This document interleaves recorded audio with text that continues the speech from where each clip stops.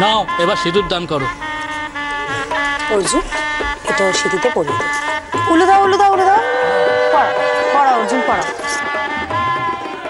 না, সব কিছু শেষ হওয়ার আগে আমাকে একটা শেষ চেষ্টা করতেই হবে। দাঁড়াও দিদি, এত বড় সর্বনাশ তুমি করো না। এই বিয়েটা হতে দিও না তুমি। তোমার দুটি পায়ে পড়ি দিদি। ওরে, তোর পেটে পেটে এত ছিল?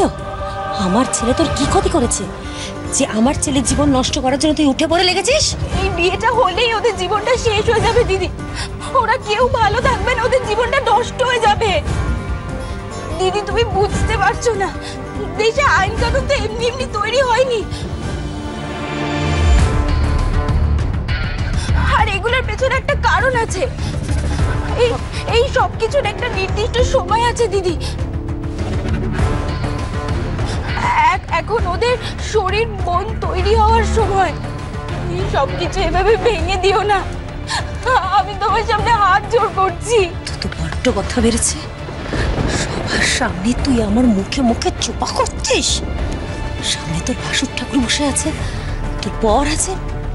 হ্যাঁ রে, তোর কি মরণ পাখা বাজালো নাকি রে? দাদা,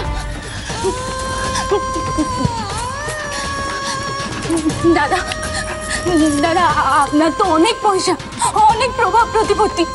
আমরা কি অন্য কোনোভাবে অর্জুনকে সুস্থ করে তুলতে পারি না? দাদা, দরকার হলে আমরা অনেক বড় ডাক্তার দেখাবো, ওকে বিদেশে নিয়ে যাবো। আপনার তো সেই ক্ষমতা আছে দাদা। জগদীশ কর্মকার কি করবে না করবে সে ব্যাপারে কি সে একটা বাড়ির মেয়ে ছেলের কাছ থেকে মতামত নেবে?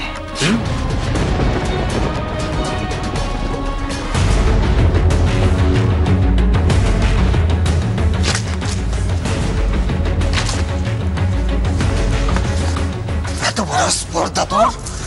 তুই আমার দাদার মুখের উপর কথা বলিস? আমি তো শুধু এটুকু বলতে চাইছি যে অন্ধবিশ্বাসের বছর দুটো জীবন শেষ হয়ে যেতে পারে না। কি বললি তুই? আবার বল। আপনি দয়া করে একটু শান্ত হন, একটু শান্ত।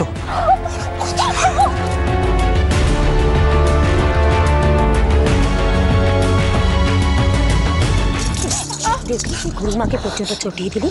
এখন যদি উনি রেগে গিয়ে আমাদের অভিশাপ দেয়, তাহলে আমরা গোষ্ঠী শুদ্ধ পথে বসবো। হে ভগবান, তুই আমাদের কোন জন্মের পথ যে আমাদের ঘরে এসে বসেছিলি? জগদীশ, ওকে জিজ্ঞেস কর আমাকে এত বড় অপমান করার সাহস ওকে কে দিল? গুরুমা, আমায় আপনি ক্ষমা করে দিন। আমি আপনাকে অপমান করতে চাইনি। আমার কোনো কথায় যদি আপনার খারাপ লেগে থাকেন, তাহলে আপনি আমাকে। আর একটাও কথা না। দাঁড়া অজিত, ওকে বলতে দে। আমিও দেখবো এই মেয়ে কতদূর যেতে পারি। আমার বিধানের ওপর তুই কথা বলিস? এত বড় তোর সাহস! শাস্তি তোকে পেতেই হবে। আমাকে আপনি শাস্তি দিন, কিন্তু ওইটুকু বাচ্চাকে আপনারা সবাই মিলে শাস্তি দেবেন না। ওকে আপনারা ছেড়ে দিন। অনেক নাটক করেছো, এবার তোমার নাটকের সিনটা আমি করব। চলো, ওঠো, চল ভিতরে চল। আসতে না দেখতে আমার একদিন। ভিতরে গুরুমা, গুরুমা, আপনি ওর কথা কিচ্ছু মনে করবেন না। ও আমার ছেলের ভালো চায় না। ও প্রথম দিন থেকে চাইছিল বিয়েটা কি করে আটকানো যায়। এবার দেখুন না ঠাকুরপুর কি হাল করে। আর কোনো দিন ও লোকের সামনে মুখ খুলবে না, কোনোদিন না। গুরুমা, নাটক তোকে সারা জীবনের মতো বুঝিয়ে দেবো। আমাকে মেরে ফেলুন আপনারা, কিন্তু এই বিয়েটা আমার। ছাড়ুন না, এটা পাপ, এটা অন্যায়। আপনাদের নিশ্চয় কোনোদিনও ক্ষমা করবে না। আমি তোকে দেখাচ্ছি, চল ভিতরে আয়। বিয়ে আমার।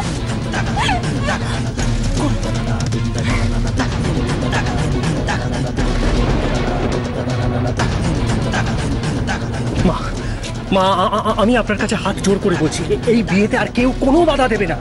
আমি আপনাকে বলছি, দয়া করে আপনি শুনবেন। আসুন, আসুন, আসুন। পুরোহিত মশাই, আপনি বন্ধ করুন। আসুন মা।